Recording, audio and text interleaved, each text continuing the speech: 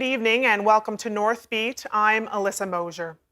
We begin in Nunivoot tonight, where RCMP in Kimmirut say a man is facing a long list of serious charges, including attempted murder. This comes after shots were fired at a vehicle late Saturday night. Officers got the call around 11:20 p.m. They say they were able to track the suspect to a home.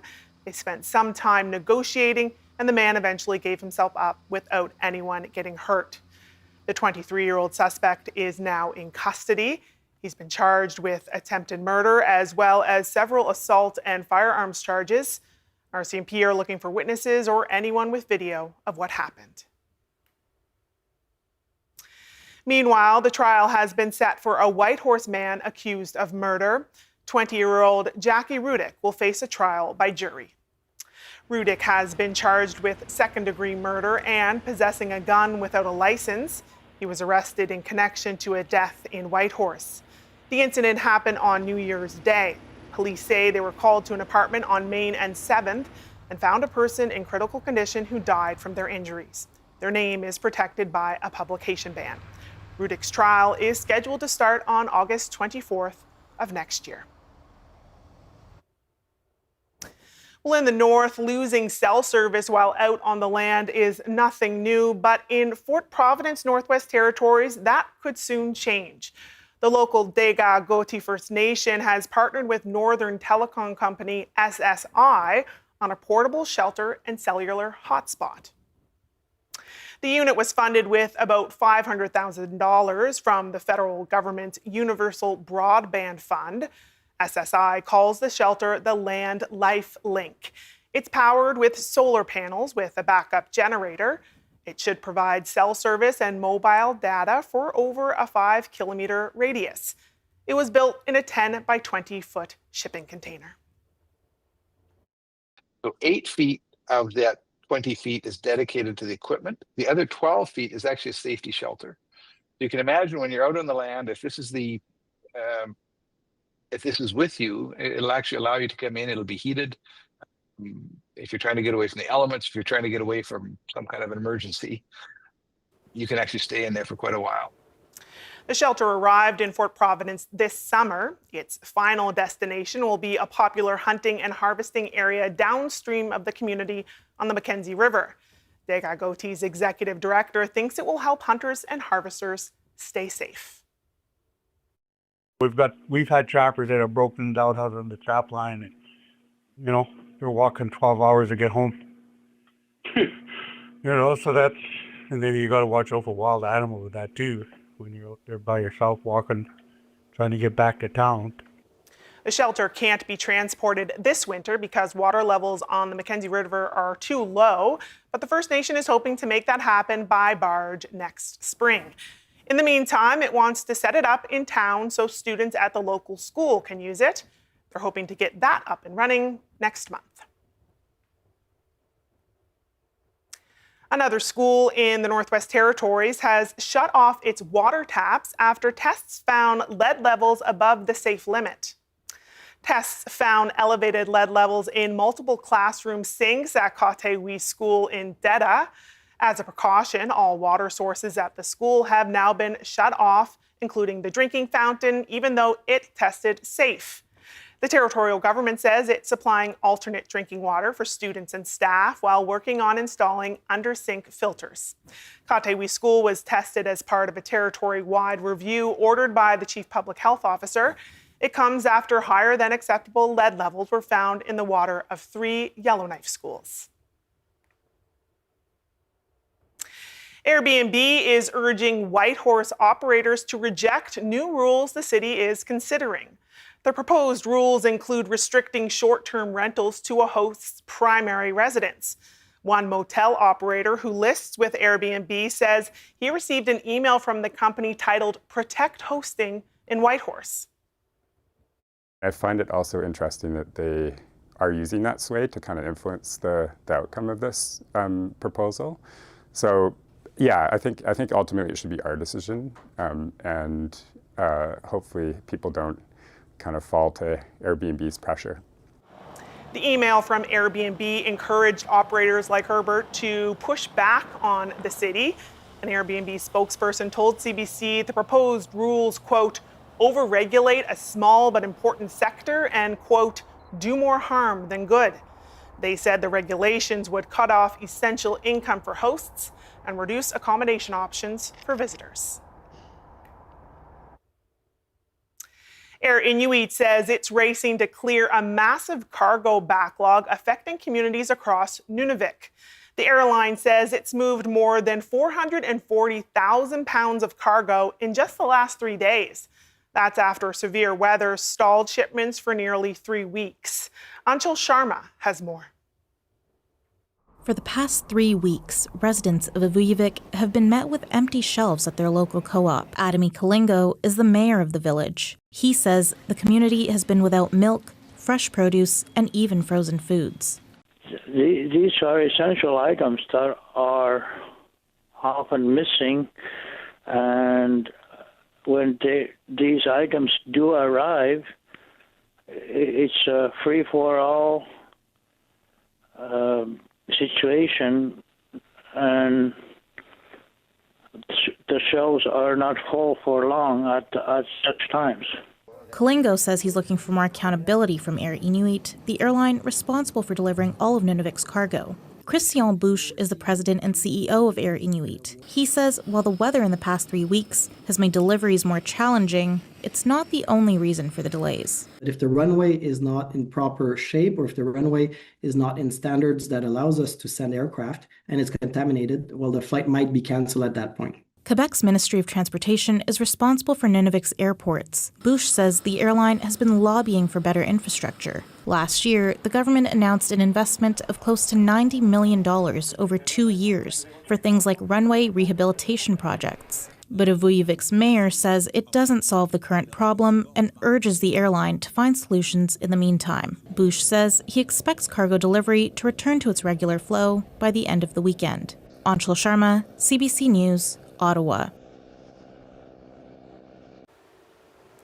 A new report says Canada needs to do more to protect its shorelines, and Yukon and the Northwest Territories are among several jurisdictions that don't have cohesive shoreline strategies.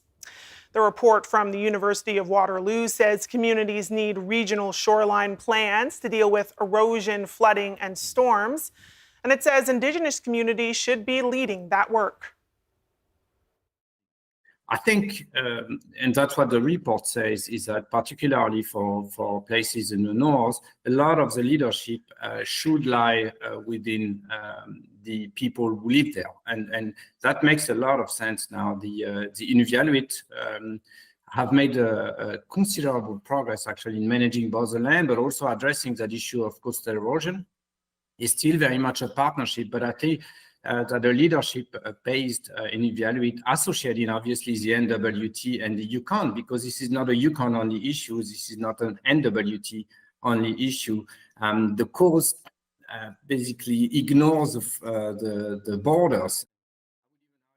Canada's Arctic coastline is eroding quickly due to thawing permafrost. Law and Tweet says having a dedicated management body may help address this rising risk. A new documentary shot in Cambridge Bay, Nunivoot, looks at research being done on Arctic char. The film is called Traces in the Water. It follows Laval University researchers tracking Arctic char migratory patterns through environmental DNA left behind in the water. The film's director says it's important to track how climate change affects Arctic char, and studying water samples is a cheaper alternative to tagging. Getting a water sample is so much easier than catching the fish, doing literally surgery on it, keeping it alive with like water to like keep the gills hydrated, putting the receiver in and sewing it back up and releasing the fish. So that's super invasive, super like challenging. Getting a water sample is so much better. The research team is now testing its samples and developing its research paper.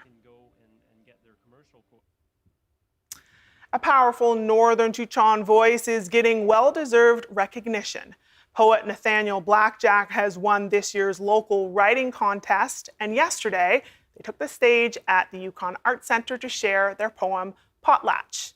Julian Green was there. My people don't see me. I look at my people and see my cousins, my uncles and aunties, my family. But my people don't see me. That's part of the award-winning poem, the first published work of the Two-Spirit writer. I just write like me. There's no need to change anything about it because that's just who I am. I just write how I feel I should. Part of the Active Voice series, the theme of the contest was family and chosen family. Active Voice brings together writers of acclaim to the Yukon. Ivan Coyote was part of the blind jury, which ultimately decided Blackjack's poem is exceptional. Coyote says a big part of the work is to empower emerging writers. So this is me intentionally, I got my nod. This is me intentionally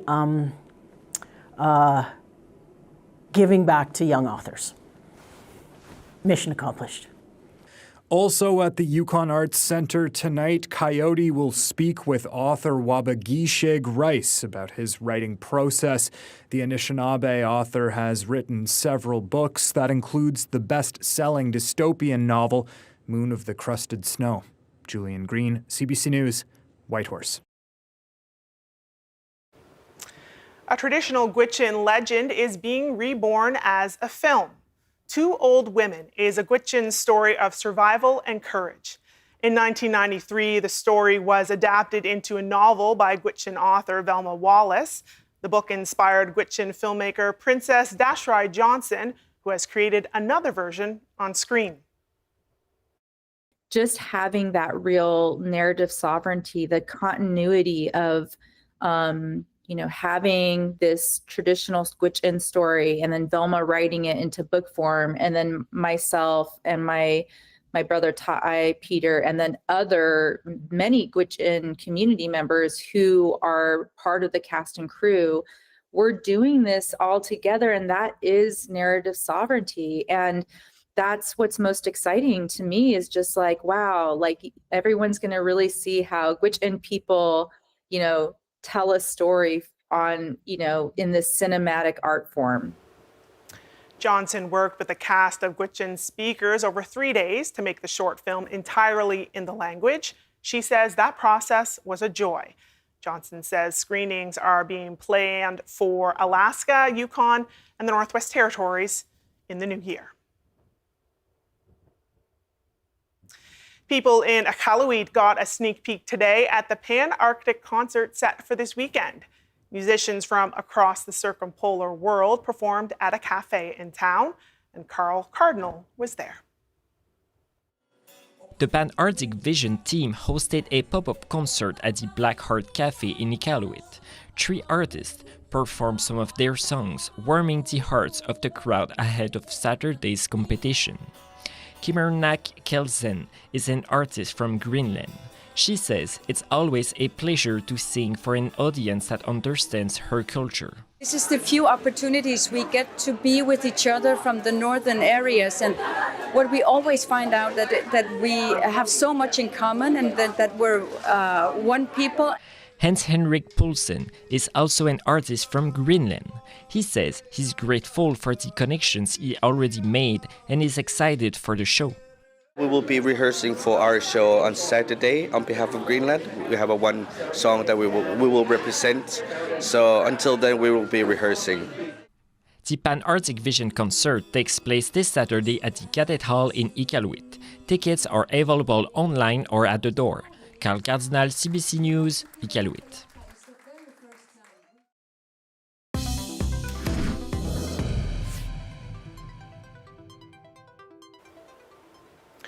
A Yukoner who's been making regular supply runs to Ukraine since 2023 is back in that country again. And as the CBC's Virginie Ann reports, it comes at a pivotal moment in the push for peace.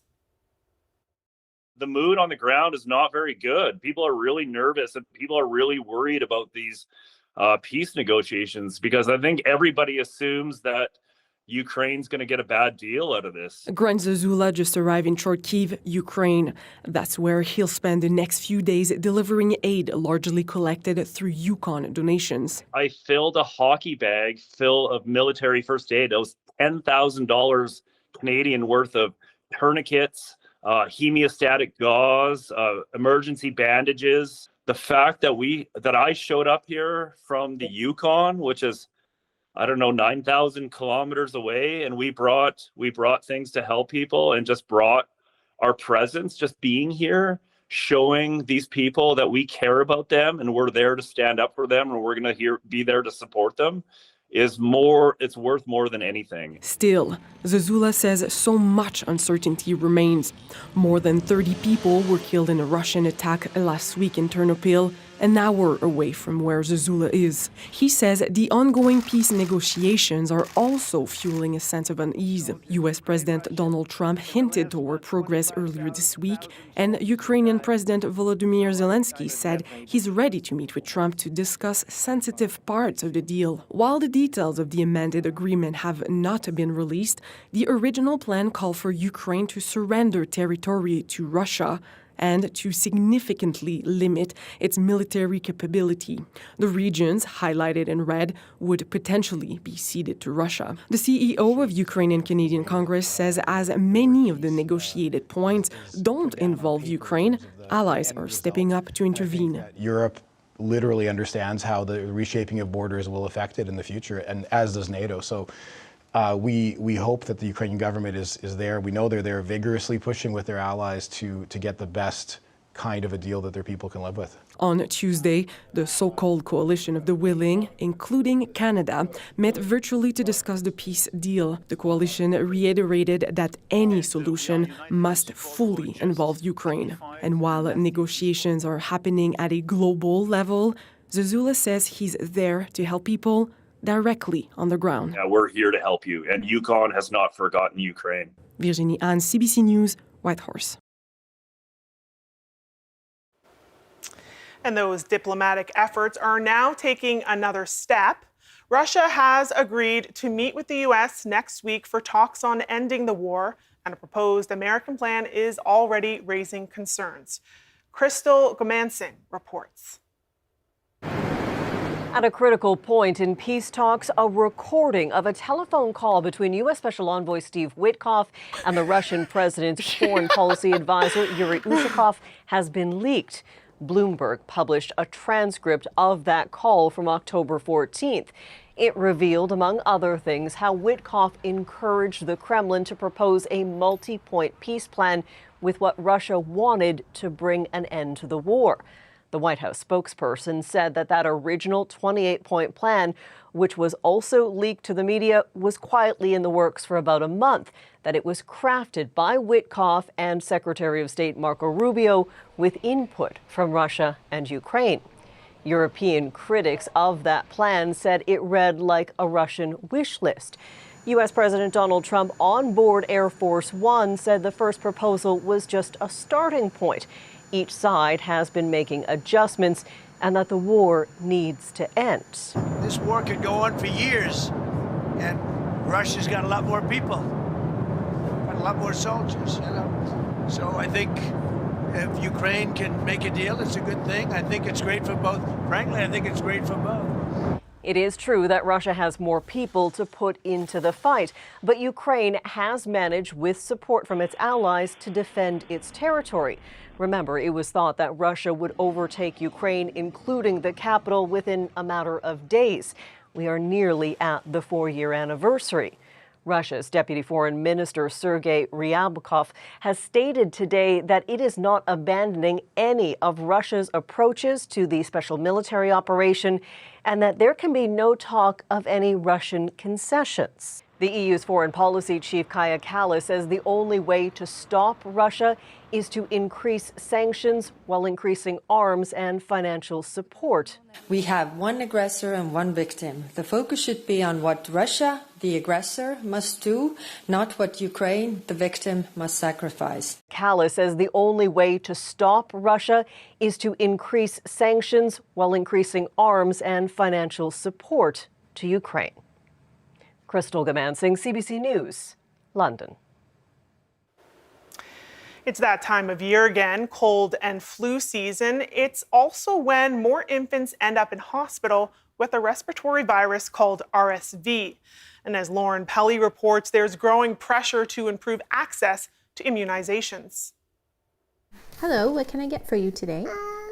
This and this and this. Katrina Bellevance's daughter is now happy and healthy, but when she was just 7 weeks old, she suddenly couldn't stop coughing. I could tell that she was pulling, like indrawing underneath her ribs. Her newborn was struggling to breathe. We knew we had to get her to the hospital as soon as possible.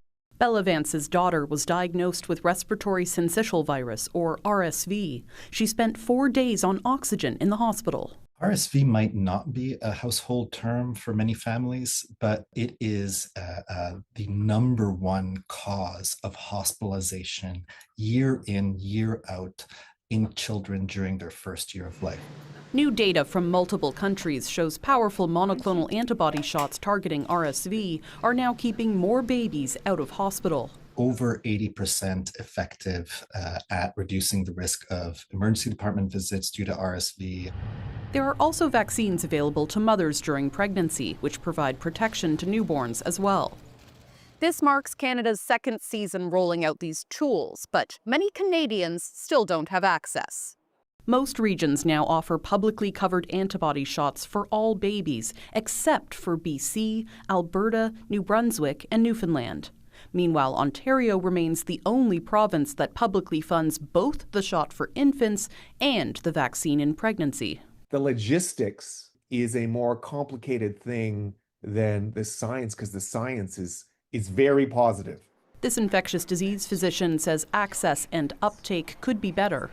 He also worries anti-vaccine sentiment might remain a roadblock. Political wins could make it harder for us to keep tiny babies out of the hospital. I love this one. In Alberta, where Bellevance lives, antibody shots are only being offered this year to high-risk infants. The province told CBC News a cost-effectiveness analysis is being done before next season. I think it should be accessible. Bellevance is hopeful more kids will get the protection her daughter didn't have. Lauren Pelly, CBC News, Toronto.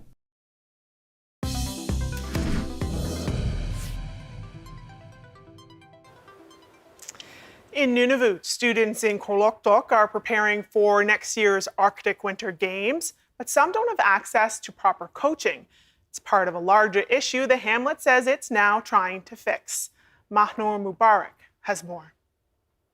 At Kugluktuk High School, you'll see signs of grizzlies, calling back to a movie where a group of youth from the hamlet had their lives changed by lacrosse, and the spirit for sports is still alive in the community. One student from the high school, Eva Arona, will be competing in table tennis at the Arctic Winter Games, and her teammates have been giving her advice. They're telling me I have to win. Yeah. Telling me to be calm, because I like to get really nervous. Another student, Skylar Diktaluk, was selected to play basketball at the games. Diktaluk says he doesn't have a coach and that there are none in the community, so he's getting remote coaching for AWG and watching videos online. He says his hope is for there to be a team based in Kugluktuk with coaches in the community. It's pretty hard, like sad, hard, and all that. Like, just want a basketball team, like our own team, and go and compete in other communities or in YK. Meanwhile, the hamlet is working to help increase recreation in the community, having opened a new park in August. Sean Cummins is the hamlet's manager of infrastructure and projects. You've seen the snowmobiles and quads ripping around. It's nice to have the kids have a safe place to play. Cummins admits there needs to be more programming for youth in the community, a sentiment other community members also shared. As for Skylar, while he's excited to play at the games, it doesn't stop there. He wants to go pro. Just try to get to the pro leagues, try my best, work day and night with basketball, like try my hardest, like for the love I have for the basketball. He says he also hopes to help coach in Kugluktuk one day to help future generations as well. Mahnur Mubarak, CBC News, Kugluktuk.